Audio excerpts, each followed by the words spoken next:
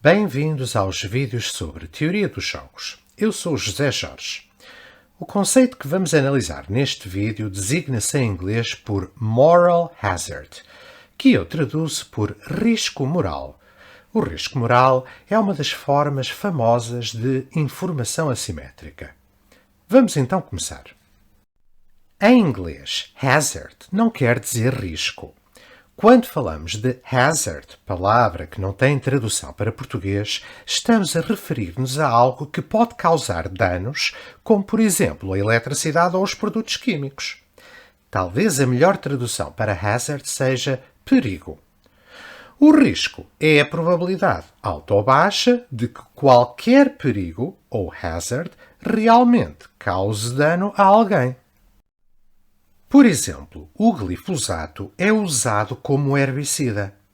É provável que o glifosato cause cancro, mas pode não representar um risco para a saúde. Para o glifosato representar um risco para a saúde, tem que haver uma grande exposição a esse produto químico. Na prática, é improvável que a utilização de glifosato na agricultura gere um nível de exposição preocupante.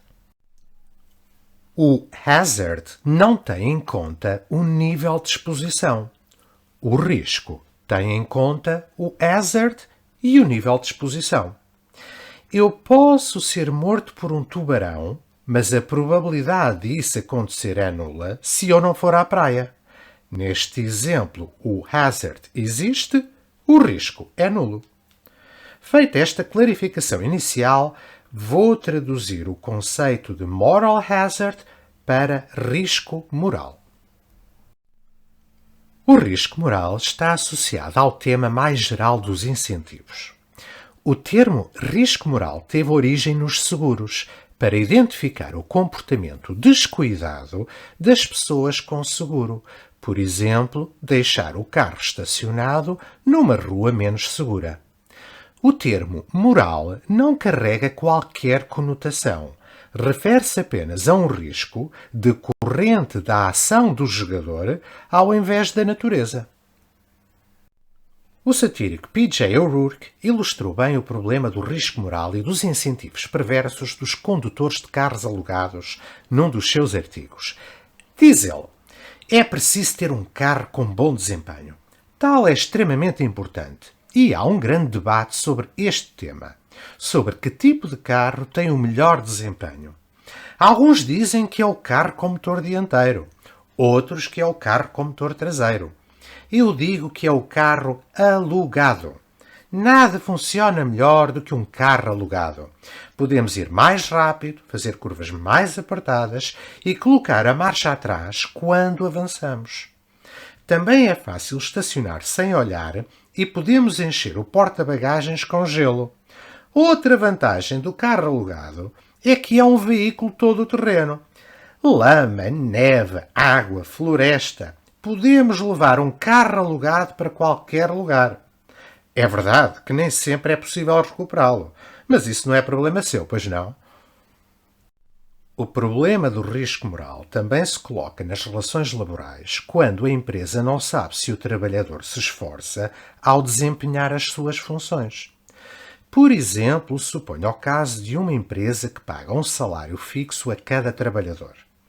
Quando um vendedor da empresa tem uma má performance, a empresa não sabe se o trabalhador teve azar ou se não se esforçou.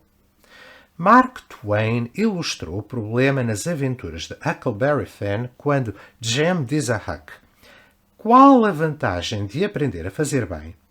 Quando fazer bem é difícil e fazer mal não causa dano, e o salário é igual. O tema do risco moral não é novo na economia. Adam Smith já tinha alertado para este tema no livro A Riqueza das Nações, quando se referia aos diretores das empresas.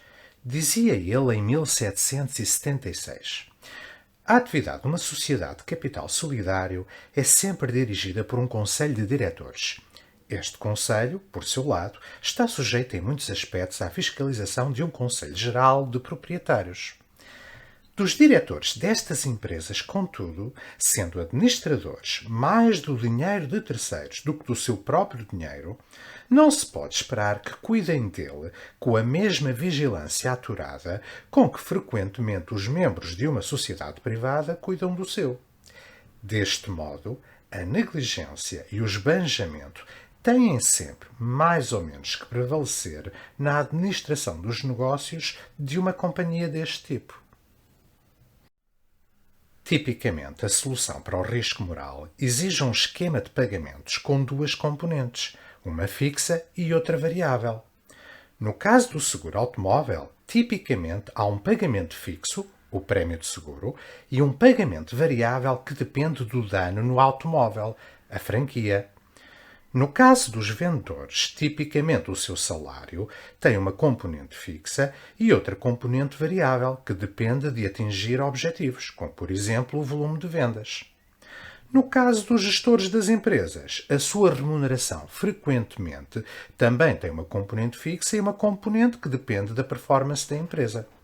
E assim terminamos este vídeo. Espero que tenham gostado.